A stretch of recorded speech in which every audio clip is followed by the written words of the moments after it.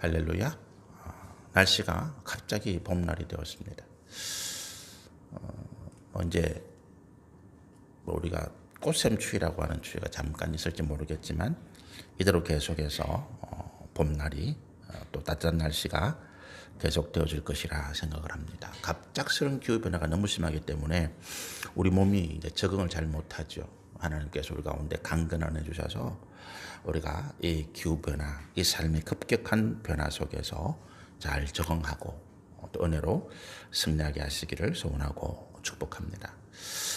오늘 말씀으로 이제 이삭에 대한 말씀을 마무리합니다. 근데 이삭의 말씀을 마무리하면서 사실은 야곱과 에스의 장자권, 축복권에 대한 이야기가 계속 나오고 있습니다. 이것이 왜 이삭의 말씀과 연관이 되어지는가 하니까 이삭이라고 하는 인물은 자기 아버지 아브라함의 독자였습니다.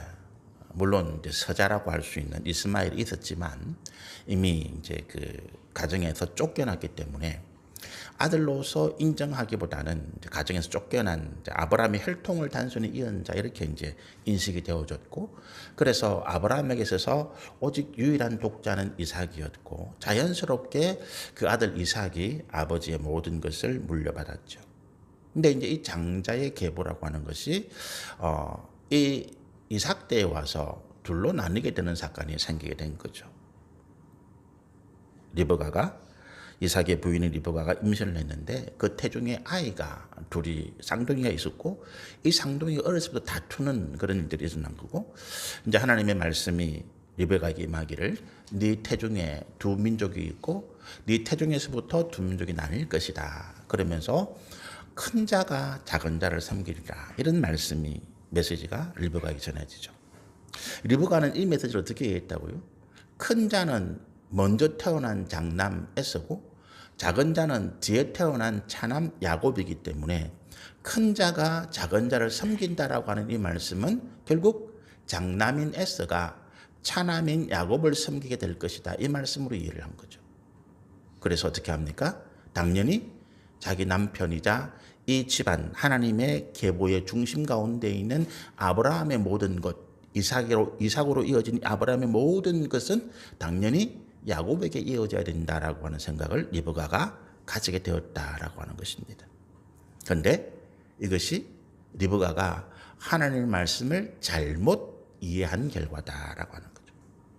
하나님의 말씀을 잘못 이해한 결과로서 이 가정에 남편과 아내, 부모와 자녀, 형제 간에 말할 수 없는 갈등과 분노와 싸움과 결국에는 원한이 쌓이게 되는 일이 생기게 되었다는 거죠. 하나님의 말씀이 우리 가운데 은혜인데 우리가 예배를 드리면서 참 은혜 받았습니다라고 하는, 또는 이제 우리가 은혜의 눈물, 은혜의 감동이 생길 때 우리가 은혜에 대해서 어떤 정의를 내려야 되는가 하면, 은혜는 우리의 감성을 건드리는 것일 수도 있는데 그러나 은혜의 본질은 하나님의 말씀이라고 하는 거예요. 우리가 성경에 보면 구약 성경에 이스라엘 백성들이 선지자를 통해서 또는 제사장들을 통해서 하나님의 말씀이 선포되어질 때마다 아멘 아멘 하거든요. 그 아멘이 뭐냐 하면 하나님의 말씀에 대한 은혜의 반응이에요. 우리가 아멘의 뜻이 뭐라고 이해합니까? 그 말씀이 진실입니다. 그 말씀이 참되십니다. 우리는 그 말씀에 따르고 순종하겠습니다라는 고백이 아멘인데, 그게 은혜라는 거죠. 우리 어둠 가운데 살아가는 우리, 죄악 가운데 살아가는 우리에게 길과 진리와 생명의 역사가 나타났을 때에 그게 은혜가 아니면 뭐, 사막을 걸어서 몇 날 며칠 사막을 걸어가면서 물도 식량을 떨어졌는데 굶주리고 기가 아래고 죽게 된 상황에서 그게 아름다운 음악이 들린다. 그게 은혜 아닙니다. 그죠? 그게 무슨 아름다운 풍경이 보인다. 그게 은혜 아닙니다. 거기에 자신의 기가를 해결할 수 있는 한 모금의 물, 자신의 배고픔을 해결할 수 있는 땅 한 조각이면 이게 은혜인 거죠. 은혜는 그렇습니다. 우리 인생에 하나님의 말씀만이 은혜다. 우리가 하나님의 말씀만을 따라갈 때 우리가 살아갈 수 있다. 그런데 이 은혜의 말씀이 리브가에게 이삭의 가정에 전해졌는데 이 은혜의 말씀 때문에 리브가가 이삭이 다투게 되고 부부간에 서로 갈등이 반목이 생기게 되고 부모와 자녀 간에 편을 나누고 그래서 서로 다투고 싸우고 원수가 되는 일이 벌어졌다? 이게 은혜라고 할 수 없잖아요. 오늘 이 땅에 우리가 뉴스를 보면 그 종교 때문에 싸우는 가정이 많습니다. 한쪽은 기독교, 한쪽은 불교 또는 이단 안 믿는다. 남편과 아내가 이혼하고 자녀의 문제가 생기고 이런 분들이 참 많습니다. 이유는 뭐겠습니까? 하나님의 말씀이 은혜인데 우리가 이 말씀을 제대로 이해하지 못했기 때문이다라고 하는 것입니다. 우리가 하나님의 말씀을 제대로 이해하지 못했기 때문에 사랑해야 할 대상이 원수가 되는 거죠. 우리가 서로 사랑하는 남녀가 있다 칩시다. 이 남녀가 서로 사랑을 키우고 가는데 갈등이 생기고 반목이 생깁니다. 이유는 뭡니까? 서로가 주고받는 메시지, 이게 언어적인 메시지든지 아니면 여러 가지 간접적인 메시지든지 사람의 태도, 표정, 변화 이런 거를 통해서 오해가 생기는 거죠. 그 오해로 인해서 불신이 생기고 그 불신 때문에 서로 반목하고 헤어지게 되는 것입니다. 사랑이 변한 것이 아니라 상대방이 나에게 보내주는, 내가 상대방에 보내는 메시지가 잘못 전달되고 잘못 이해된 거예요. 나는 사랑하는 마음으로 이렇게 했는데 상대방은 그걸 오해하는 것입니다. 그 오해를 풀어가는 과정에서 진실이 제대로 전달되지 못해서 그 오해가 더 증폭되고 미움과 원망과 불신이 생겨서 갈라지는 거예요. 원수가 되는 거죠. 우리가 하나님의 말씀을 제대로 이해하는 것이 굉장히 중요합니다. 하나님의 말씀을 이해하는 데 있어서 우리가 성경을 공부하는데 이게 굉장히 중요한 부분인데 우리가 왜 이 성경을 공부하는데도 불구하고 내가 참 많은 성경을 공부했는데 내가 많은 성경을 읽었는데 왜 아직도 나는 하나님의 말씀을 제대로 이해하지 못할까? 우리가 문자적인 해석에 집착하기 때문에 그렇습니다. 하나님의 말씀은 영적인, 본질적인, 근본적인 원리를 가지고 있다고 말씀드렸잖아요. 그런데 우리는 자꾸만 이것을 표면적인, 문자적인, 우리가 육신적으로 세상에서 이해하고 있는 어떤 법칙, 원리를 가져와서 해석하려고 하니까 이게 어렵고 헷갈리고 본질적인 의미가 드러나지 않는 거죠. 큰 자가 작은 자. 당연히 리브가는 큰 자? 그럼 형이지. 작은 자? 동생이지. 이렇게 이해를 한 것입니다. 이 이해는 뭐라고요? 우리 표면적인 문자적인, 그리고 세상의 어떤 습관과 세상의 지식과 세상의 관습을 통해서 가져온 거예요. 큰 자가 작은 자를 섬기리라. 그 섬긴다는 표현도 마찬가지죠. 섬기는 것은 뭡니까? 종이 주인을 섬기는 거지. 낮은 자가 높은 자를 섬기는 거지. 우리 서빙이라는 표현 하잖아요. 서빙이 식당에서 서빙합니다. 서빙을 하는 사람이 높습니까? 서빙을 받는 사람이 높습니까? 높낮이 굳이 구분하면 서빙을 하는 사람이 서빙을 받는 사람보다 낮은 자세에서 서빙하죠. 어떤 고급 한정식 이런 데 가면 거기에 서빙하는 종업원들이 무릎을 딱 꿇고 손님에게 음식을 이렇게 서빙하는 모습을 볼 수 있습니다. 굉장히 굴욕적이죠. 남들에게 무릎을 꿇는다. 무릎을 꿇고 내가 다른 사람들이 먹을 그 상위에다가 반찬을 놓고 수저를 놓고 그리고 맛있게 드셔서 인사하고 나온다. 이게 얼마나 굴욕적입니까? 근데 그렇게 해야 된다는 거예요. 왜? 월급을 많이 주니까. 여러분, 우리가 서빙이라는 그래요. 종이 주인에게, 신하가 왕에게 하는 게 서빙입니다. 그런데 하나님 뭐라고 말씀하신다고요? 큰 자가 작은 자를 섬겨야 된다라고 말씀하는 거예요. 그럼 큰 자, 작은 자가 어떤 의미겠습니까? 형님, 동생, 높은 사람, 낮은 사람이 아니라 큰 자, 하나님을 향해서 큰 꿈을 가지고 있는 사람. 이렇게 이해하시면 되죠. 내가 하나님에 대한 소망이 크고 하나님 내게 은혜와 복을 주시기를 바라는 사람, 야베스 같은 사람. 지난주에 제가 야베스 말씀드렸는데 역대상 6장에 성경에 한 번도 등장하지 않은 인물, 야베스라는 인물이 등장합니다. 그런 족보에 없는 사람이 갑자기 역대기상 6장에 야베스라는 인물이 툭 튀어나와요. 왜 튀어나옵니까? 그 사람은 족보에도 없는, 장자의 계보를 잊지도 못하는, 집안에서 별 볼 일 없는 사람이었는데 그가 어떻게 됐다고요? 하나님 앞에 큰 꿈을 가지고 기도한다는 거예요. 하나님, 내게 복의 복을 도와주십시오. 주십시오. 저는 태어나기를 미천한 자로 태어나고 나는 장자가 아니라 마지막 말자고 나는 이 세상에 아무런 지위도 권세도 명예도 없는 자입니다. 그러나 나는 하나님 앞에 소망이 있습니다. 하나님이 나를 복 주시면 내가 큰 자가 될 줄로 믿습니다. 큰 꿈을 가지고 있는 거지요. 그래서 기도했고 하나님께서 그의 기도를 들어주셨고 성경에 보면 그가 그 집안에서 존귀한 자가 되었다. 원래부터 존귀한 자가 아니라 그가 하나님 앞에 큰 꿈을 가졌기 때문에 그가 존귀한 자가 된 것입니다. 그런데 하나님께서 큰 자가 되려면 어떻게 하려 한다고요? 작은 자, 작은 자를 섬겨라 말씀하시는 거죠. 작은 자를 섬겨라. 네가 권세와 네가 재물을 가지고 네보다 못한 사람들을 짓밟고 그 사람들을 밟고 일어서는 것이 아니라 그 사람들을 도와주고 그 사람들이 일어설 수 있도록 힘을 더해주고 그 사람들을 위해서 네 재산과 재물과 명예와 권세를 사용해라는 거예요. 정치 이야기 조금만 할까요? 우리나라 대통령들이 참 비극적입니다. 어느 한 사람 대통령 치고 평안한 삶을 살지 못했습니다. 이유는 뭡니까? 그 사람들이 그 거대한 정치를 가지고 낮은 곳에서 섬기려 하지 않았기 때문입니다. 위에서 명령하고 정치적인 권세, 법적인 권력을 가지고 다른 사람들을 부리고 자기를 위해서 그 권세를 사용했기 때문에 그 결과가 좋지 못한 거예요. 저는 이재명 대통령이 민주당이다, 국민당이다, 그런 걸 떠나서 제가 이 땅에 하나님 말씀을 전하는 목사로서 그렇게 기도합니다. 저는 이재명 대통령이 성공하기를 바랍니다. 정치적인 성공이 아니라 그분이 이 땅에서 국민을 위해서, 민족을 위해서 낮은 곳에서 겸손히 섬김을 통해서 나라와 민족이 부강해지고, 그래서 그가 나중에 참 그 사람 훌륭한 대통령이어서 그렇게 칭찬받기를 바랍니다. 하나님께서 우리 가운데 재물 주신 것, 우리 가운데 권세와 명예를 주신 것 마찬가지입니다. 이 땅에 교회가 엄청나게 커졌습니다.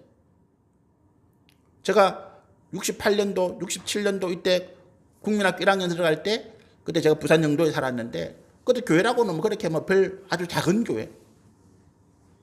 그런데 그때 비교하면 70대, 80대 비교하면 지금 교회는 엄청나게 커졌습니다.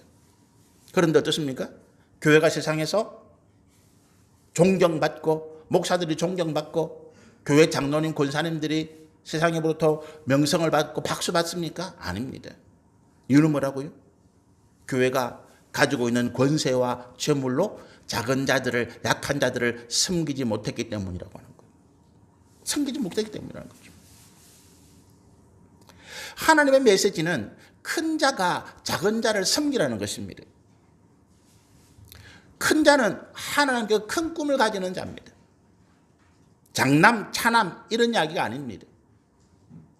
그러나 이 메시지를 잘못 이해한 리브가, 그리고 이삭 때문에 이 가정에 이런 비극이 생기게 된 거죠. 오늘 29절부터 이어지는 말씀이 그렇습니다. 야곱과 에서가 본격적으로 장자의 명분을 가지고 다투고 갈등하고 헤어지는 말씀이죠. 그런데 우리가 이 말씀 보면서 한 가지 이런 의문을 가집니다. 도대체 장자권이 뭐길래 에서와 야곱이 이렇게 다투고 서로 죽고 죽이려고 하는 그런 상황까지 갔나라고 하는 것입니다. 장자권이 뭘래요? 여러분, 우리가 하는 장자권 그러면 이거는 이제 절대적인 상속권이에요. 장자, 장남이 가지는 권리잖아요. 그죠? 지금은 이제 우리나라 민법이 바뀌어가지고 장남이라고 해서 특별한 대접을 받지 못합니다. 그런데 지금부터 20년 전만 하더라도 우리나라 민법상으로 장자가 거의 모든 유산을 다 받죠. 옛날로 올라가면 말할 것도 없습니다. 왕은 오직 왕의 지위는, 왕의 권세는 단 한 사람에게 물려집니다. 한 나라의 왕이 여러 명 될 수 없잖아요. 세종대왕이 자녀가 아들이 28명인가? 많이도 그래요. 자녀가 28명인가? 아들마이도 엄청 많았습니다. 그 많은 아들 가운데 단 한 사람은 왕이 되는 거예요. 세종의 뒤를 이어서 문종이 되고, 문종의 장자, 독자가 단종입니다. 그래서 세종, 문종, 단종으로 이어지죠. 그런데 세종의 아들 가운데 왕이 되지 못한 아들이 왕에 대한 꿈을 꿨습니다. 수양대군이죠. 우리 영화 보면 관상이라는 영화 보셨어요? 내가 왕이 될 상인가 라고 하는 이정재 씨라는 배우가 그 연기했는데, 저도 그 영화를 보면서 굉장히 재밌게 봤습니다. 왕이 될 상인가? 내가 왕이 될 제목인데 왕이 못 된 거죠. 그래서 어떻게 합니까? 어린 조카를 쿠데타를 일으켜서 폐위시키고 자기가 왕이 됩니다. 왕은 한 사람에게만 물려지기 때문에. 중세시대 귀족들이 있었습니다. 유럽에. 마찬가지입니다. 백작, 공작, 후작, 자작, 남작 이런 지위. 그리고 그 귀족들이 가지고 있는 영지 재산이죠. 땅. 이것들은 오직 한 사람에게만 물려줍니다. 장자. 이게 장자권이에요. 절대적인 상속권. 장자에게 물려주는데, 근데 이것이 어떻습니까? 당연히 이 이삭에게도 자기 아버지 아브라함이 물려받은 장자권이 자기 아들 누군가에게 물려줘야 되는데 이삭은 장남에게 물려주려 하고 있는 거죠. 그런데 여러분, 우리가 성경에는 이 장자권 외에 장자권에 달려있는 세상이 알지 못하는 또 하나의 권리가 있습니다. 그게 뭐냐면 축복권이에요. 축복권이 뭐냐 하면 그 집안 계승한 사람만이 이 축복을 할 수 있습니다. 아브라함이 이삭에게 축복하는 거예요. 이삭이 야곱에게 축복하는 거죠. 야곱이 그 12아들에게 축복해 갑니다. 그래서 이스라엘 12지파가 생기는 거죠. 이 축복권이 과거 구약시대에는 제사장에서만 있었습니다. 아론이 그 가문에 있는 대제사장들이 예배가 끝난 다음에 모든 이스라엘 백성들에게 축복하는 거죠. 그게 축복권입니다. 지금은 목사에게만 있습니까? 아닙니다. 제가 예배를 끝나고 여러분에게 축복합니다. 이 축복권인데 이 축복권은 이 예배의 자리에서 하나님의 위임을 받은 대표는 저기 때문에 이 자리에서 각자가 다 손을 들고 축복하면 중구난방이 되잖아요. 질서가 없는 거죠.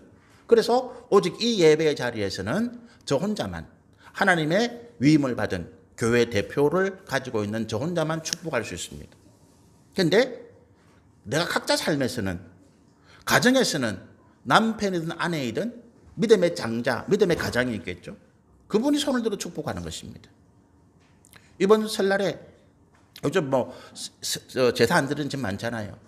제사 드리는 자리 가가지고 축복하기는 그렇지만 제사가 끝난 다음에 내 가족들 따로 모아놓고 집안의 가장이 손을 들어서 내 자손들, 내 자녀들 향해서 축복해 주십시오.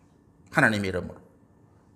하나님께서 너희와 함께 하시고 너희를 돌보시고 너희의 모든 꿈과 소망을 올 한 해 이루어 주시고 강건케 하시고 번성케 하시고 형통케 하시기를 내가 축복합니다. 이렇게 하면 돼요. 직장에서 내가 만약에 직장의 대표다. 그러면 직원들을 향해서 내 직장을 축복하는 거예요.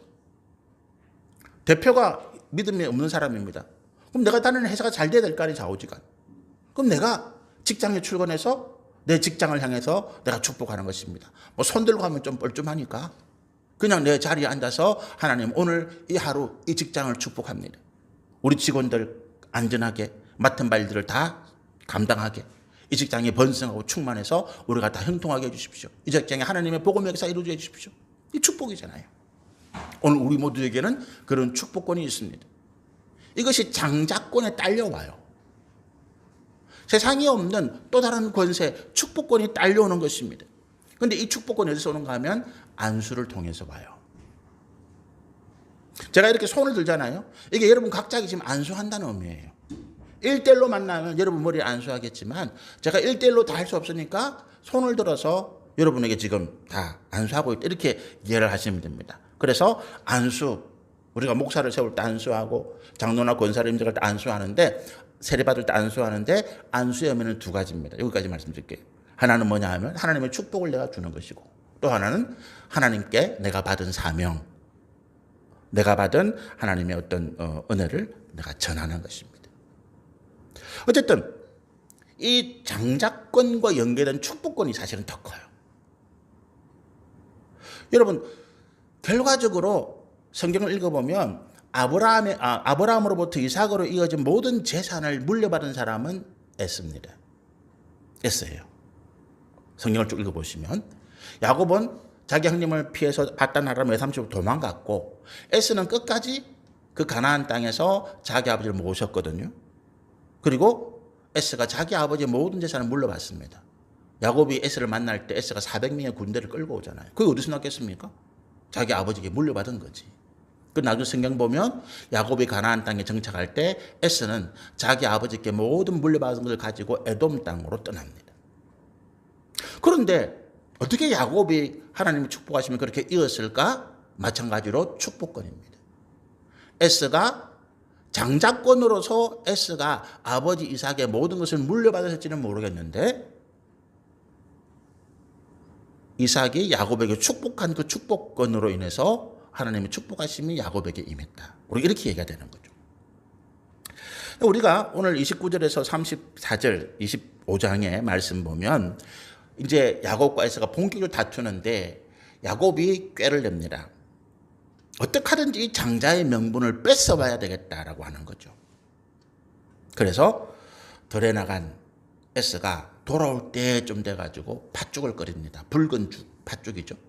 팥죽 냄새가 솔솔솔 맛있게 나는데 이 에서가 그 냄새를 보니까 너무 배가 고파서 야곱에게 이야기합니다. 야, 동생아, 너 그것 좀 나에게 줘. 내가 좀 배고파 죽겠다.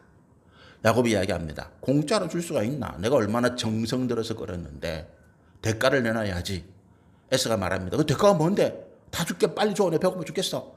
형님의 장자권을 내게 팔아. 에서가 대답합니다. 아, 그까짓 게 뭐 대수라고. 그래, 이제부터 네 장자야. 네가 장자야. 그렇게 해서 에서가 팥죽 한 그릇에 장자의 명분을 팔았다라고 성경이 합니다. 야곱과 에서는 성향이 전혀 다르죠. 야곱은 장자의 명분이 없습니다.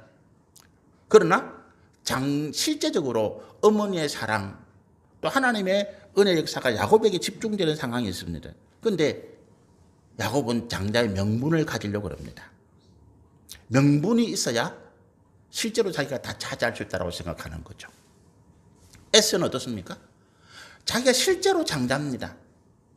내가 장자의 명분을 네 해라 팔았다 해서 형 동생이 바뀌는 게 아니잖아요. 호적에 올라간 순서는 못 바꿉니다. 그렇잖아요. 오늘부터 우리가 집안에서 형님 동생 바꾸기로 했습니다. 호적 변경으로 갑시다. 변경이 안 돼요. 변경이 될 수가 없죠. 그래서 에서는 생각합니다. 아, 그까지 이제부터 내가 네 형님 불러줄게. 내가 네 동생 할게. 그 아무 상관이 없다는 거예요. 왜? 실제적으로 내가 형님이니까. 이걸 우리가 신앙적인 측면에서 조금 생각해 보면 신앙의 형식과 실질, 명분과 실질이라는 게 있습니다. 우리 종교, 모든 종교의 명분, 이 명분은 겉으로 드러나는 모습이에요. 실질은 뭐냐 하면 그 내면에 있는 실천과 마음가짐을 우리가 실질이라고 말할 수 있습니다. 포장이 되어 있는 그 포장 박스 안에 뭐가 들어있느냐는 거죠. 우리가 명분은 예를 들어서 교회 건물이 어떻다. 뭐 교회 안에 몇 명이 모인다. 예산이 얼마다. 교회가 얼마나 화려하다. 이게 뭐 이런 것들이 명분이라고 말할 수 있습니다. 실질은 그 속에서 살아가는 성도들의 삶이 어떠한가. 이게 실질이죠. 그런데 명분을 중시하는 야곱, 실질을 중시하는 에서 이 둘 중에 누가 나을까요? 다음 문제가 있습니다. 명분과 실질은 이게 분리되는 게 아니에요. 동전의 양면과 같이 딱 들어붙는 것 같습니다. 우리가 신약시대에 명분, 실질보다 명분을 훨씬 앞세운 집단이 있었습니다. 바리새인. 겉으로는 굉장히 거룩한 척하고 예배를 달저른 척하는데 그 속은 썩은 무덤 같아서 온갖 더러운 죄악과 불의가 가득해서 하나님 뭐라고 말합니까? 너는 회칠한 무덤이다. 회칠이 뭡니까? 깨끗하게 희에 칠했는데 벽돌 쌓아가지고 이쁘게 만들었는데 그 속에는 온갖 더러운 것들이 가득하더라. 그게 우리가 말하는 이 뭡니까? 바리새인들이죠. 그런데 거꾸로 그러면 겉으로는 더럽게 하고 아무렇지도 않게 하고 아무거나 입고 다니고 뭐 때도 가득하고 머리에 이도 가득하고 근데 속에는 내가 하나님이라고 있다 칩시다. 하나님 그걸 기뻐하실까요? 아니지. 오지 마라 그러지. 이 옮는다고. 냄새 난다고. 우리가 처음 노숙자 사역을 하면서 굉장히 고민이 뭐 있는가 하면 이분들이 오전 예배에 와서 함께 예배를 드리면 좋겠는데 이 냄새 때문에 죽을 지경이지. 에어컨 틀고 막 이래 하는데 막힌 이 공간에서 저는 그래도 좀 멀리 떨어져서 괜찮은데 뒤에 앉으신 분들은 얼마나 견디기 힘들었을까. 그래서 고민하다가 생각한 게 이 예배 시간을 분리하자. 이분들도 불편할 때. 그래서 금요일 예배를 만들었고 지금 이제 에베네zer 교회로 옮겨갔는데 그런 거죠. 우리가 겉이 청결하지 못하고 내 속만 깨끗해. 나는 겉이 더러워도 나는 속에는 진주야 다이아몬드야. 그건 자기 위안이지. 자기 위안이지.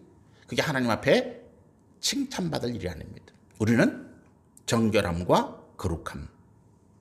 정결이 외면이면 거룩함이 외면이면 거룩함으로 보이는 모습, 정결은 내면이다. 뭐 이렇게 볼 수 있죠. 이 두 가지가 다 있어야 하나님이 칭찬하시는 모습이다. 말씀드리면 내가 목사다. 명분이잖아요. 겉으로 드러난 거잖아요. 내가 목사라고 하면서 뒤로는 온갖 더러운 짓을 다 하고 다닌다. 그게 반합니다. 목사라면 목사답게라고 하는 거죠. 거꾸로 내가 목사인데 목사면 됐지. 내가 뭐 겉으로 뭐 불리하겠어. 온갖 겉으로는 더럽게 해가 다닙니다. 사람들이 저 목사라면 저래 멀리합니다. 옳지 않은 거죠. 목사라면 목사다운 뭐 화려한 모습이 아닌데 깨끗하고 정결한 모습들, 그리고 그 속에는 하나님의 진리의 말씀으로 성령의 역사로 충만한 그 삶이 그렇게 살아가는 이것이 옳다라고 하는 것입니다. 근데 이제 우리가 여기서 한 가지 주목해 볼 것이 있습니다. 뭐냐 하면 에스의 태도입니다. 야곱은 원래 속임에 능한 사람이 그렇다 치고 에스의 태도를 한번 집중해서 보시면 에스가 32절에 이렇게 이야기합니다. 내가 죽게 되었으니 장자의 명분이 내게 무엇이 유익하리요? 유익이라는 단어를 씁니다. 내게 지금 어느 것이 더 내게 유리할까를 따진다는 거예요. 우리 그거 따져야 됩니다. 그렇잖아요. 내가 어떤 선택을 하는데 어떤 직장을 구하는데 내가 A라는 직장, B라는 직장을 내가 둘 다 갈 수 있습니다. 내가 둘 다는 갈 수 없으니까 서로 비교해 봅니다. 어떤 게 내게 유리할까? 그죠? 그럼 비교해 보면 당연해요. 그래서 내게 더 유리한 쪽으로 가는 것이 맞습니다. 사업을 해도 마찬가지잖아요. 어떻게 해야 내게 더 유리할까? 바보가 아닌 다음에 당연히 하죠. 근데 문제는 뭐냐 하면 내가 내게 더 유익한 것을 판단하는 근거와 기준이라고 하는 거예요. 그죠? 내게 지금 유익이 되는 것이 무엇인가를 판단하는 기준, 판단하는 것은 맞는데 그래서 내게 더 좋은 것을 골라가는 것은 당연한 일인데 그것이 내게 유익하다고 내가 지금 판단한 근거, 기준이 무엇이냐라고 하는 것입니다. 이게 잘못되면 내 판단이 아무리 내가 좋은 곳을 쫓아가도 망할 수밖에 없는 거지요. 지금 S는 무엇을 판단의 기준으로 삼고 있습니까? 내 배고픔이에요. 내 육신의 배고픔을 채워줄 수 있는 게 뭐가 유리하다는 거지. 장자의 명분, 이거는 먹을 수도 없고 이거 뭐 어떻게 한다고 내가 지금 당장 배부른 게 아니잖아요. 근데 장자의 명분을 팔고 파충항으로 먹으면 당장 배고픔이 몇개 되거든. 그래서 내게 유익한 게 그래 장자의 명분 이건 내가 뭐 이건 먹을 수도 없는 건데 내가 이딴 거 해버려. 나는 팥죽 이걸 택했단 말이에요. 이 판단의 근거인 거죠. 여러분 우리가 잘했다고 생각했는데 그 당시에는 내가 굉장히 잘한 선택이다. 그 당시에는 내가 정말로 영리하게 똑똑하게 이렇게 해가지고 내가 왔다. 그런데 결과적으로 그것이 내 인생을 철저하게 망가뜨리는 선택이었다. 이유는 뭐라고요? 내가 그 당시 판단했을 때 내 기준이 잘못되었다는 거예요. 육신의 정욕과 탐심이라고 하는 것. 육신의 정욕과 탐심이라고 하는 것들.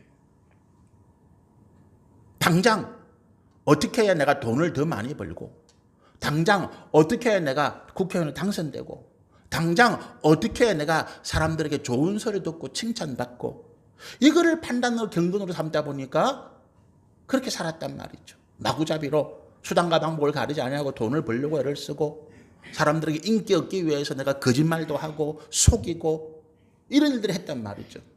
근데 그 결과가 뭡니까? 내가 그렇게 해서 대통령은 됐는데, 내가 그렇게 해서 국회의원은 됐는데 비참한 처지에 빠지는 거죠. 얼마 전에 무슨 뭐 장관에 나오려고 했던 분이 있었지 않습니까? 그분이 지금까지 승승장구한 거예요. 그죠? 근데 자기 남편, 자기 새 아들까지 다 물에 빠뜨려 버리는 거죠. 지금까지 잘했다는 거예요.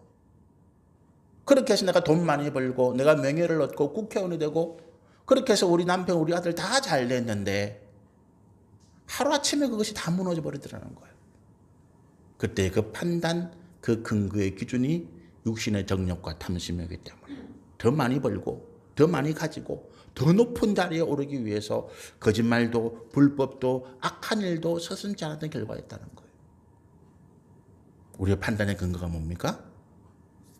하나님 말씀이라는 거죠. 진리라고 하는 것입니다. 하나님의 말씀이 S에게 장자의 명분을 주신 거예요. 그럼 S는 굶주려도 배고파도 자기의 생명이 위협에 처해도 장자의 명분을 지켜야 된다는 거예요. 이거를 지키는 데에 내가 결정하고 내가 판단하고 내가 선택해야 된다는 것입니다. 당장 배고픈 거 그거 팥죽 한 그릇 안 먹는다고 죽는 거 아니잖아요. 그러나 S는 그렇게 하지 못했다는 거죠. 34절에 S의 선택을 하나님이 이렇게 말씀하십니다. S가 장자의 명분을 가볍게 여김이었더라. 팥죽 한 그릇 뚝딱 먹는 거죠. 먹고 배가 불렀어요. 만족해서 끝. 그러나 하나님의 진리의 말씀은 그를 떠났더라. S가 팥죽 한 그릇보다 하나님을 하찮게 여겼더라. 그 마음입니다. 그것 때문에 하나님도 S를 버리는 거죠. S가 하나님의 축복을 받지 못하는 이유는 당연합니다. 혈통으로 태어났기 때문에 말씀드린 것처럼 혈통은 바꿀 수가 없어요. 장자의 그 서열은 바꿀 수가 없습니다. 그래서 S가 자기 아버지 이삭의 모든 실질적인 재산을 다 물려받았습니다. 장자권. 그러나 하나님의 축복권은 S를 떠나서 야곱에게로 옮겨가게 되는 것입니다. 우리가 한 가지 더 생각할 것이 있습니다.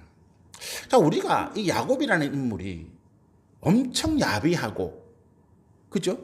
잘 속이고, 이런 인물이에요. 믿음의 사람이라고는 생각할 수 없습니다. 그런데 어떻게 그가 하나님의 축복을 받는 사람이 됐는가라고 하는 거죠. 하나님 축복을 받는 사람이 됐는가? 아까 말씀드린 것처럼 하나님을 향한 그 소원입니다. 그가 잘못된 길을 가고 있는데 잘못된 길을 가면서도 야곱은 한 가지 놓치지 않는 것이었습니다. 그게 뭐냐 하면 내가 하나님을 바라봐야 산다라고 하는 거예요. 잘못된 길을 갈 때마다 그는 그 방향을 찾았습니다.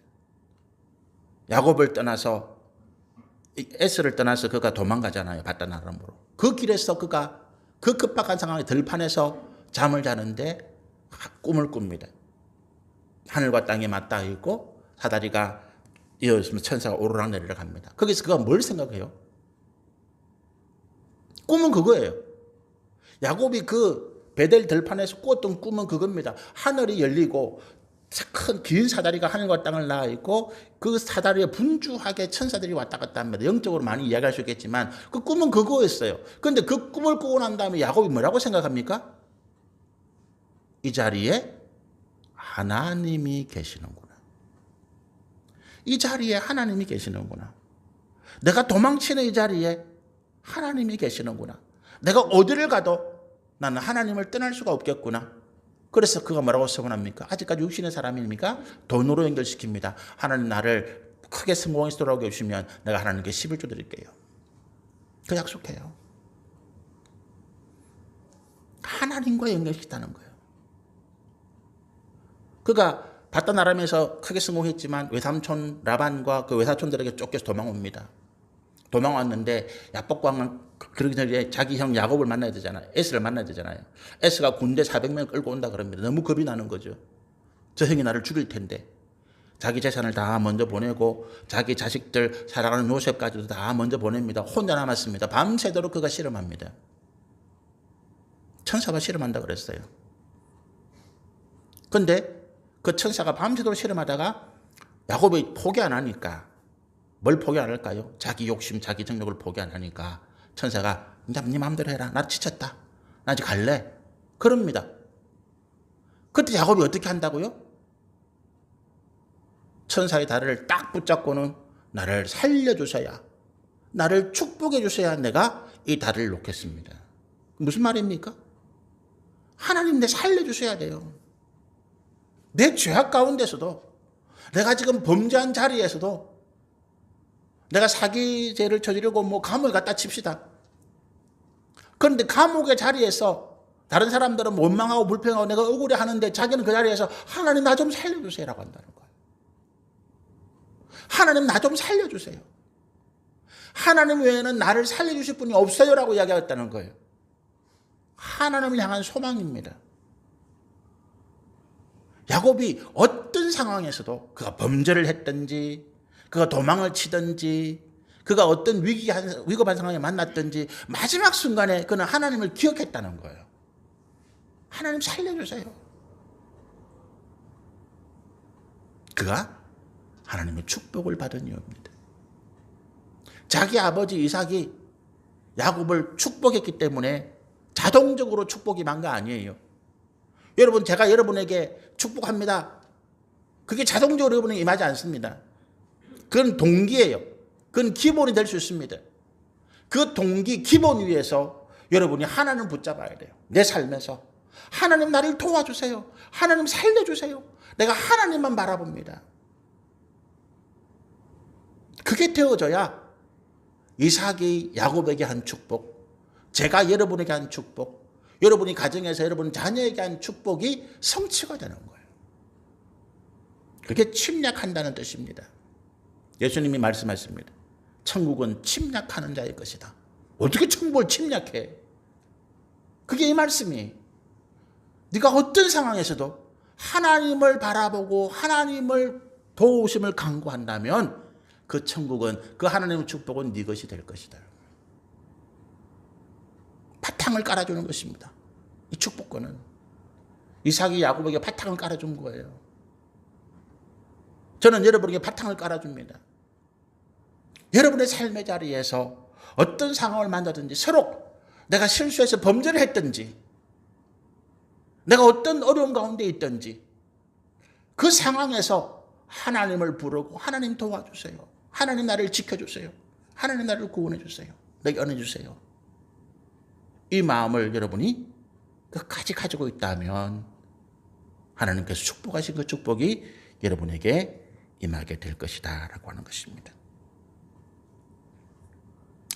우리 27장 30절부터 말씀은 다음 주에 말씀을 나누시죠. 이게 이제 이 리브가의 죄악인데, 우리가 흔히 이제 이 리브가의 이 말씀을 잘못 오해하는 분들이 많습니다. 왜냐하면 리브가 때문에 야곱이 복을 받았다, 또는 이삭이 나이가 들어서 판단이 흐려졌는데 하나님은 야곱을 축복하시는데 이삭은 끝까지 에서를 축복하려고 하니까 리브가가 그걸 만류해서 하나님의 뜻을 이루었다, 뭐 이렇게 말하는 분들이 계세요. 목사님들 가운데서도. 그건 전혀 엉뚱한, 그야말로 하나님이 진노를 받을 만한 그러냐, 그건 아닙니다. 우리는 어떤 방법으로도 속여서, 범죄해서, 거짓을 꾸며서 하나님의 축복을 받을 수는 없습니다. 우리 다음 주에 이 말씀과 이어지는 말씀을 통해서 이삭과 야곱의 관계, 에서의 관계, 축복금과 장자의 관계들을 마무리하시면 좋겠습니다. 같이 기도하겠습니다. 하나님 감사합니다.